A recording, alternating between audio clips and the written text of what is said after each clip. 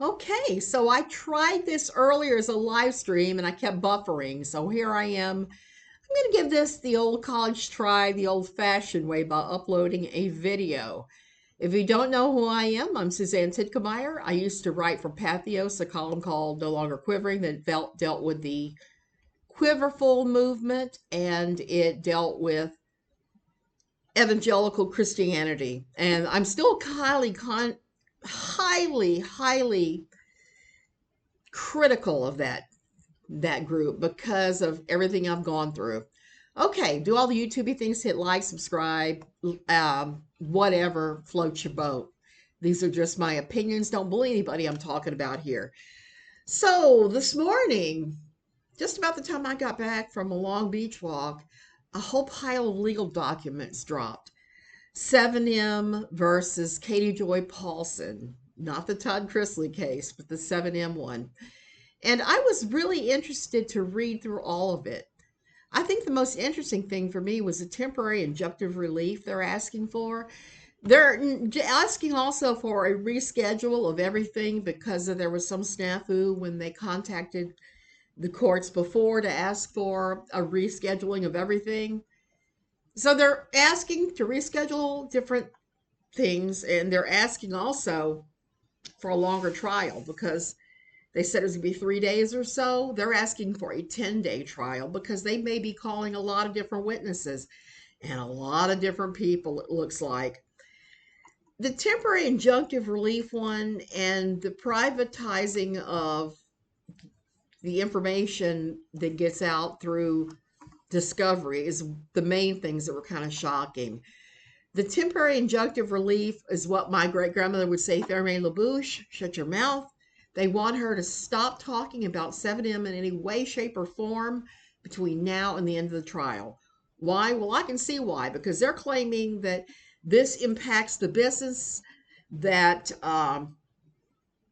with her talking about them and making claims of waterboarding, making claims of sex trafficking and of different types of abuse, it's harming their brand. And we know from things she said in the past that one of her favorite things to do is to contact sponsors and say, hey, did you know that this dance troupe you're using in this Target ad is XYZ? So they want her to stop all of that before she destroys their entire business. So I can see that. I can see them saying, ferme la bouche, shut your mouth, shut your mouth. I can see that. So they are quoting a lot of different Minnesota laws saying, yes, under Minnesota law, whatever, they have it all written out, that this should be offered. The other thing about the thing that shocked me was about discovery. They're asking for all information given out in discovery to be privatized. Why? I can see why, because as they said, they've had personal information, addresses already leaked by her.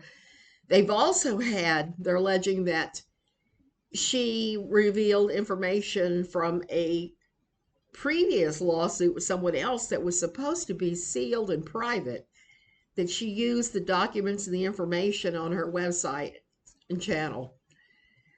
So that's what they're trying to do. They're trying to prevent all of that. And one of the things that she's trying to get through discovery, I found out, is medical records. Medical records. What possible use could medical records be in this whole deal? Maybe she's trying to prove waterboarding scars. I don't know what she's trying to prove with that, but I can see why you might want that privatized, not want to give that up. And financial records. I don't know what his financial records have to do with claims of defamation and tortious interference, but there you go. There you go. There you go. So they're also citing all the times that she's given out information on other people and how she has no respect for boundaries of the seal of law. So I don't blame Robert Shinn and them one moment for asking for this. Now we play the waiting game and we see whether or not the court will grant all of this. Looking at it, it looks to me like, and I don't know, I'm not a lawyer, so this is just my opinion, throwing this out there. It looks like they actually did all their homework. It looks like the state of Minnesota does have laws that they're citing that would provide all these privatizing of everything. And I think it's probably a good idea. God knows I wouldn't want my medical records out there floating around in a lawsuit with anybody, particularly somebody who's kind of blabbermouth and doesn't know how to fermer la bouche at all. Oh, so the word of the day, fermer la bouche.